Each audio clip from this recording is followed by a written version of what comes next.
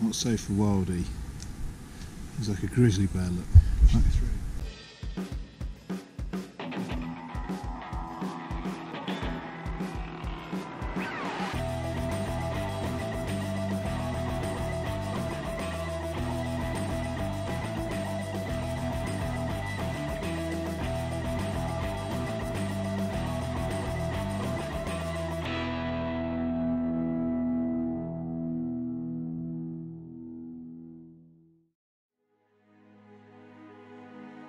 As Mark Twain once said, if you don't like the weather, just wait a few minutes. He was of course referring to New England, but there's never been a truer description of the weather patterns here in Alaska. And it still survived. Yesterday's sunshine and bright skies have given way to cloud, fog and persistent rain. Not heavy, but constant, which will eventually drench you through to the bone.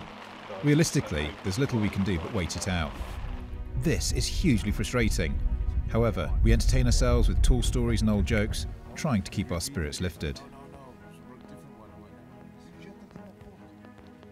A momentary break in the weather offers a glimmer of hope, and we decide to take a walk to the end of the airstrip and see what's moving in the valley below. We're excited to see a small group of moose that included a couple of decent bulls, but the fog rolled in once more, bringing with it a heavier band of rain.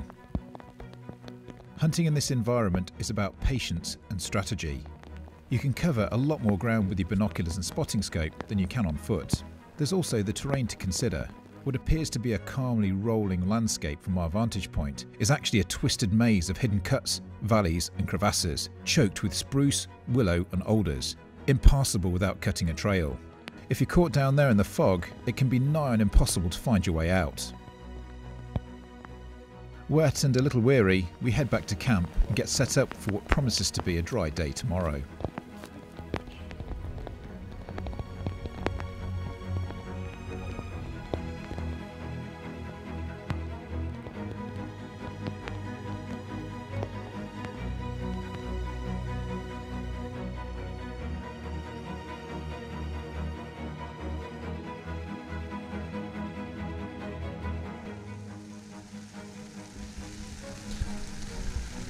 Here we are, I'm still in bed. It's morning of day 3, I think. Day 3? Day 3. It has never stopped raining all night. It's been hacking it down. Here's Uncle Ian. There we go, there he is. Fresh back from the ablutions. Dan is still in his bed. Our humble abode is getting more cluttered with wet clothes, rifles and everything else, but hey Leo, we're still in high spirits and we're cracking on. Hopefully, here I am, look, hopefully the weather will lift a bit today. We might be able to get out. We did a lot of glassing again yesterday afternoon, seeing lots of game in between the cloud and the fog. It's just going to be a case of getting into it. So there we are. Catch you in a bit. Anyway, do you want a cup of tea? Please.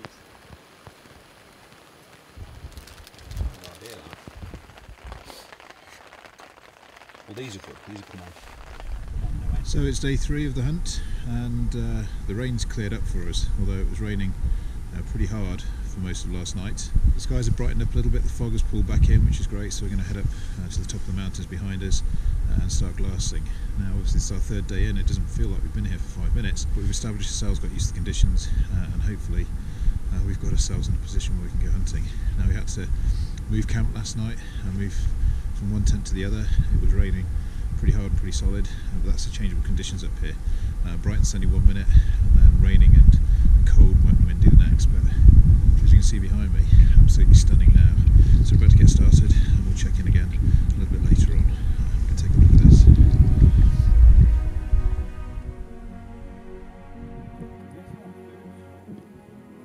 After almost 48 hours of solid rain, we finally catch a break in the weather.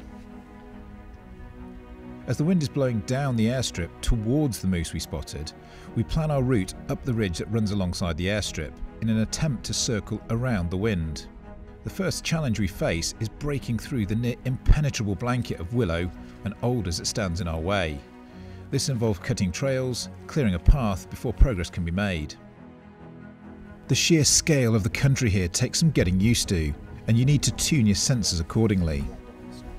That would would be about a 3.5 ton bear. Wildie's keen eyes spot a large black mass on a glacier, which he believes is a bear.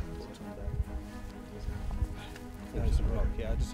This actually happens to be a giant boulder around 16 miles away, but at least we're making progress. With our quarry correctly identified, we continue our journey up over the plateau, making good use of the physical abilities of our team. These alders are pretty thick. Not so for Wildie. He's like a grizzly bear, look. Pushing through. It's in environments such as this where using an effective layering system is critical. Although it's still pretty cold and windy, the sheer physical effort of the climb has meant that we've shed our waterproof outer layers and climb in our base layers. So we're about 3/4 of a mile from camp. We're hiking up towards a ridge that you can see over my right shoulder here. It's pretty windy at the moment, but the rain's held off so far, a few drops in the air. What we're trying to do is get on the ridge above where we saw the moose yesterday. Now the wind is pretty strong, so it's pretty consistent, but unfortunately it's not in the right direction for us. So we're going to have to keep climbing, go around the other side and then come face back into the wind. Now we're hoping they'll still be in the valley below, but this is some big country out there and who knows, but so far so good. We're making good progress and it's just a matter of getting up the top. As the wind brings in another band of rain, we quickly need to add a breathable waterproof layer. It's a constant battle with the elements. Nutrition and hydration are also critical considerations. The physical nature of the climbs and fluctuating temperatures keep the body in a constant calorific deficit. It's impossible to replace what's been expended, but taking regular rest intervals and calorie-dense snacks help keep us on the move. We eventually cross the plateau and emerge high on the ridge across from camp, overlooking the valley where we previously spotted the moose, but this time with the wind in our faces. You can see a line of grey rocks that make up the airstrip on the right of the screen. Our camp is on the far right of this, a few hundred metres up. It doesn't look far away, but it's taken us 2 to 3 hours to get here. We break for lunch as the rain comes in once again. It's at times like this that your energy and enthusiasm are put to the test. You rely on your buddies to keep you motivated and focused on the task at hand. What is that up there? We spend hours glassing every cut, meadow and ravine, searching deep into the undergrowth for signs of movement. As the sun starts to fall, we look back towards camp and contemplate the task ahead of us. Getting back is going to be just as difficult as getting here.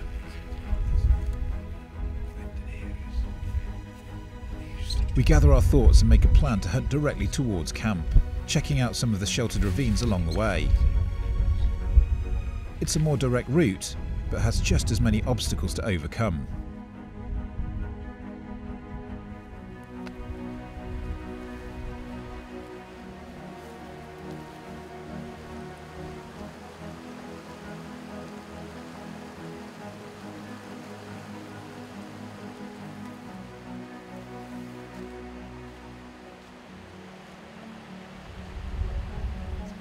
As we near camp, we start to spot signs of grizzly bear activity.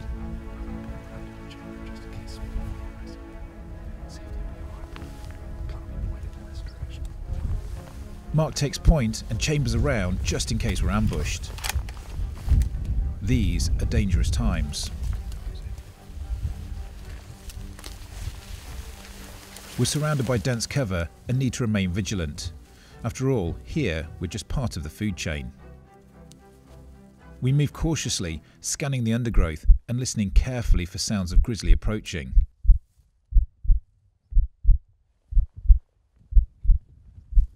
As we get further in, the signs become clearer and more regular.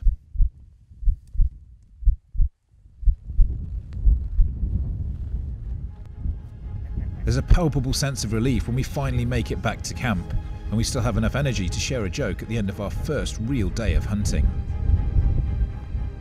As another bush plane passes our camp, heading for their wilderness adventure, there's one thing that's absolutely for sure. We'll sleep well tonight.